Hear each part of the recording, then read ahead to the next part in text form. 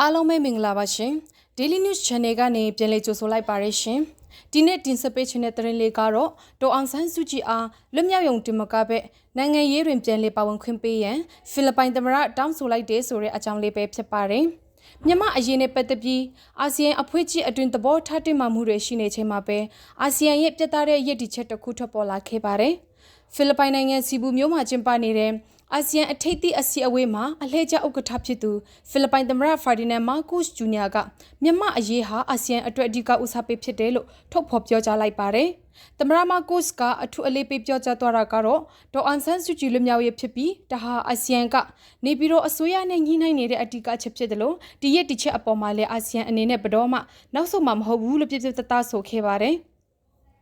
အစည်းအဝေးအတွင်းမြန်မာစစ်ကောင်စီနိုင်ငံခြားရေးဝန်ကြီးကိုအာဆီယံအစည်းအဝေးတွေမှာလူကိုယ်တိုင်တက်ရောက်ခွင့်ပြုဖို့ထိုင်းနိုင်ငံဘက်ကအဆိုပြုခဲ့ပါတယ်။ဒါပေမဲ့ဒီအဆိုပြုချက်ဟာရှေ့မတိုးနိုင်ပဲကြာဆုံးသွားခဲ့ပါတယ်။ဘာကြောင့်လဲဆိုတော့စင်ကာပူနိုင်ငံကပြင်းပြင်းထန်ထန်ကန့်ကွက်ခဲ့လို့ပါပဲ။စင်ကာပူနိုင်ငံခြားရေးဝန်ကြီးဗီဗီယန်ဘာလာခရစ်ရှင်နန်ကမြန်မာစစ်ကောင်စီဘက်ကဘုံသဘောတူညီချက်တွေကိုလိုက်နာမှုမရှိသေး၍အစည်းမြင့်အစည်းအဝေးတွေမှာလူကိုယ်တိုင်တက်ရောက်ခွင့်မပေးနိုင်ဘူးလို့အပြင်းအထန်တုံ့ပြန်ခဲ့ပါတယ်။ဒီကန့်ကွက်မှုကြောင့်ပဲမေလအတွေ့ကျင်းပတဲ့အစည်းအဝေးတွေမှာစစ်ကောင်စီဘက်ကလူကိုယ်တိုင်တက်ရောက်ခွင့်မရှိခဲ့ပါဘူး။လာမယ့်ဇူလိုင်လအစည်းအဝေးတွေမှာလည်းဗီဒီယိုစနစ်နဲ့ပဲတိကျတွေ့ဆုံဖို့သဘောတူညီနိုင်ခဲ့ကြပါတယ်။မြန်မာအရေးဖြေရှင်းဖို့ချမှတ်ထားတဲ့အာဆီယံရဲ့ပုံသဘောတူညီချက်ငါချင်းနဲ့ပတ်သက်လို့လည်းသမ္မတမကို့စ်ကအမလိုအများဖြစ်နေတာကိုတွေ့ရပါတယ်။အချိန်နေတာကုံဆုံးသွားတဲ့မြန်မာနိုင်ငံအတွင်းမှာတော့တိတာထင်ရှားတဲ့အပြောင်းအလဲတွေတိုးတက်မှုတွေဘာမှမတွေ့ရသေးဘူးလို့သူကဝေဖန်ထောက်ပြခဲ့ပါတယ်။အာဆီယံအနေနဲ့အကြံဖတ်မှုတွေချစ်ချင်းရတန်ဖို့နဲ့ချမှတ်ထားတဲ့သဘောတူညီချက်တွေကိုအကောင်အထည်ဖော်ဖို့စစ်ကောင်စီကိုဆက်လက်ဖိအားပေးတိုက်တွန်းသွားမယ်လို့ဆိုပါတယ်။ခြုံငုံကြည့်ရမယ်ဆိုရင်တော့အာဆီယံအဖွဲ့အတွင်းမြန်မာအရေးနဲ့ပတ်သက်ပြီးချင်းကပ်ပုံချင်းကွဲပြားမှုတွေရှိနေပေမဲ့ဒေါ်အောင်ဆန်းစုကြည်လွတ်မြောက်ရေးနဲ့ဒီမိုကရေစီလမ်းကြောင်းပေါ်ပြန်လေရောက်ရေးဟာအာဆီယံရဲ့မပြောင်းလဲတဲ့ရည်တည်ချက်ဖြစ်တယ်ဆိုတာကိုသမ္မတမကိုရှစ်ပြောကြားချက်ကတည်တည်ပြနေပါတယ်။မြန်မာအရေးမှာအာဆီယံရဲ့နောက်ထပ်ခြေလှမ်းတွေကဘာတွေဖြစ်လာမလဲဆိုတာဆက်လက်ဆောင်ကြည့်ရအောင်မှာဖြစ်ပါတယ်။နှွေဦးတော်လှန်ရေးတွင် NUG အခန့်ကဏ္ဍအရေးကြီးကြောင်းနဲ့နိုင်ငံရေးအနာဂတ်အတွက်အားလုံးစုစည်းရန် AA ဦးစီးချုပ်ကတိုက်တွန်းလိုက်ပါတယ်။မြန်မာနှွေဦးတော်လှန်ရေးတွင်အမျိုးသားညီညွတ်ရေးအစိုးရ NUG သည်အရေးပါသောအခန့်ကဏ္ဍမှာပါဝင်နေပြီးရှင်းလင်းသည့်နိုင်ငံရေးအနာဂတ်တစ်ခုပေါ်ပေါက်လာစေရန်အဖွဲ့အစည်းအားလုံးစုစည်းမိကြဖို့မျှော်လင့်ကြောင်းရခိုင်တပ်တော် AA ဦးစီးချုပ်ဗိုလ်ချုပ်ထွန်းမြတ်နိုင်ကပြောကြားလိုက်ပါတယ်။မေလာလီယနေ့ကထုတ်ပြန်ခဲ့သည့် The Diplomat သတင်းစာနဲ့အင်တာဗျူးတွင်၎င်းကအထည်သွင်းပြောဆိုခဲ့ခြင်းဖြစ်ပါတယ်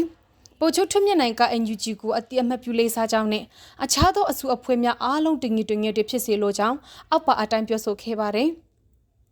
NUG ဟာအရေးပါတဲ့အခန့်ကဏ္ဍမှာရှိပါတယ်။ကျွန်တော်တို့သူတို့ကိုလေးစားပါတယ်။အားလုံးကရှင်းလင်းတဲ့နိုင်ငံရေးအနာဂတ်တစ်ခုအတွက်စူးစီးမိကြဖို့ကျွန်တော်တို့မျှော်လင့်ပါတယ်။လက်ရှိတွင်စစ်ကောင်စီ၏လေကြောင်းပုံကျင်းမှုများနဲ့နိဗျူဟာများကြောင့်တွတ်ထက်တန်ယုံမှုများပုံမှုများပြလာနိုင်ကြောင်းထို့သောပုံကျင်းနေသမျှကာလပတ်လုံးနိုင်ငံရေးအရာဆွေးနွေးမှုများပြုလုပ်ရန်ခက်ခဲနေအောင်မည်ဖြစ်ကြောင်း၎င်းကသတိပေးခဲ့ပါတယ်။စစ်ကောင်စီအနေဖြင့်အသာစီရသည့်အနေထားမှဖိအားပေးဆွေးနွေးလိုတော့လဲထို့သောဖိအားကိုအလျှော့ပေးမိမဟုတ်ကြောင်းပြသစွာဆိုခဲ့ပါတယ်။တအပြင်ပုတ်ချုပ်ထွန်းမြတ်နိုင်ကတရုတ်နိုင်ငံအနေဖြင့်နေဆက်တည်ငြိမ်ရေးနဲ့၎င်းတို့၏အကျိုးစီးပွားကိုကကွယ်ရကြိုးပမ်းခြင်းမှာတဘာဝချပြီးဖိအားပေးမှုထက်တည်ငြိမ်မှုကိုလိုလားခြင်းဖြစ်သည်ဟု၎င်းကရှုမြင်ကြောင်းပြောကြားခဲ့ပါတယ်။ရခိုင်တပ်တော် AA အနေဖြင့်ဗမာပြည်မရှိပြည်သူများအေးစင်းရေးဒုက္ခကိုဆာနာပြီးစိတ်တူကိုယ်တူအဖွဲ့အစည်းများကိုကူညီပေးနေကြောင်းရရှိတည်တတ်မိဖြစ်ရှင်းချက်တစ်ခုအတွက်အစိုးဆုံးအခြေအနေထိပြင်ဆင်ထားတဲ့ကြောင်းတိုက်တွန်းခဲ့ပါတယ်။နိုင်ငံတကာပါလီမန်ကြီးလာခိုင်တွင်တရားမဝင်ဝတ်စုံပြောင်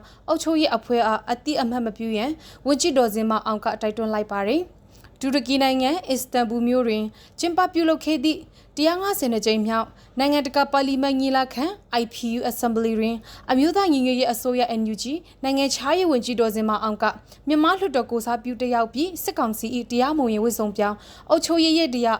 အတိအမှတ်မပြုကြရန်ကမ္ဘာပါလီမန်အတိုင်းအဝိုင်းတို့ပြပြတသားတိုက်တွန်းပြောကြားခဲ့ပါတယ်။ဝန်ကြီးတော်စင်မအောင်သည့်ညီလာခံ၏ General Debate ကဏ္ဍတွင်မိန့်ခွန်းပြောကြားခဲ့ရ၌မြန်မာနိုင်ငံအတွင်းစစ်အာဏာသိမ်းပြီးနောက်ပိုင်းပြည်သူများကြုံတွေ့နေရသည့်လူအခွင့်အရေးချိုးဖောက်မှုများနဲ့စစ်ကောင်စီ၏အကြမ်းဖက်လုပ်ရပ်များကိုအသေးစိတ်ရှင်းလင်းတင်ပြခဲ့ပါတယ်။အထူးသဖြင့်စစ်ကောင်စီက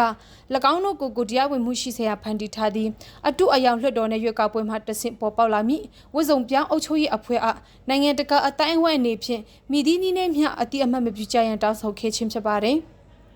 ညီလာခံကာလအတွင်း UK ကနေဒါ Australia Sweden Poland Indonesia နဲ့ထိုင်းနိုင်ငံအပါအဝင်နိုင်ငံပေါင်း12နိုင်ငံမှလွှတ်တော်ကိုယ်စားလှယ်ခေါင်းဆောင်များနဲ့တိကျစီတွေ့ဆုံခဲ့ပါတယ်ထို့သောတွေ့ဆုံရာတွင် CRPH နဲ့ NUGD သားမြန်မာပြည်သူများကိုကိုစားပြုသည့်တရားဝင်အဖွဲ့အစည်းများဖြစ်ကြောင်းဆက်လက်အတိအမှတ်ပြုရန်အသစ်စုဖွဲ့လိုက်သည့် Federal Democracy ပြည်ထောင်စုပေါ်ထွန်းရေးဦးဆောင်ကောင်စီ SCEFE လုပ်ငန်းစဉ်များကိုမိတ်ဆက်ခြင်းနိုင်ငံတော်၏အတိုင်ပင်ခံပုဂ္ဂိုလ်တော်အောင်ဆန်းစုကြည်အပါအဝင်နိုင်ငံရေးအကျဉ်းသားများအားလုံးချွင်းချက်မရှိလွတ်မြောက်ရေးရန်အတွက်နိုင်ငံတကာမှဖြစ်အပ်ပြီးကူညီရန်တို့ကိုဆွေးနွေးခဲ့ပါတယ်ဇွေလုံးလဖြစ်ဆက်လက်ကြိုးပမ်းမိဝန်ကြီးတော်စင်မအောင်က၎င်း၏လူမှုကွန်ရက်စာမျက်နှာမှတဆင် Great words are performed not by strength but by perseverance ဟူသော Samuel Johnson ၏အဆိုအမိန့်ကိုကိုးကား၍တချို့သောကြိုးပမ်းအထောက်မှုများသည်စီစက်မပြည့်ကြိုးစားနေမှသာရလကောက်ကိုမြရတဲ့သဖြင့်မိမိတို့၏တာဝန်ကိုအစွမ်းကုန်ကျေပွန်အောင်ဆက်လက်ဆောင်ရွက်သွားမည်ဖြစ်ကြောင်းပြောကြားခဲ့ပါတယ်။ယခုခရီးစဉ်သည်မြန်မာနေဦးတော်လှန်ရေးအတွက်နိုင်ငံတကာစင်မြင့်တွင်တန်တမန်ရေးရာအားသာချက်များထပ်မံရရှိစေရန်နဲ့စစ်ကောင်စီကိုအထီးကျန်ဖြစ်စေရန်အတွက်အရေးပါသောခြေလှမ်းတရက်ဖြစ်လာခဲ့ပါတယ်။ကြည့်ရှုပေးတဲ့အတွက်အားလုံးကိုကျေးဇူးတင်ပါတယ်ရှင်။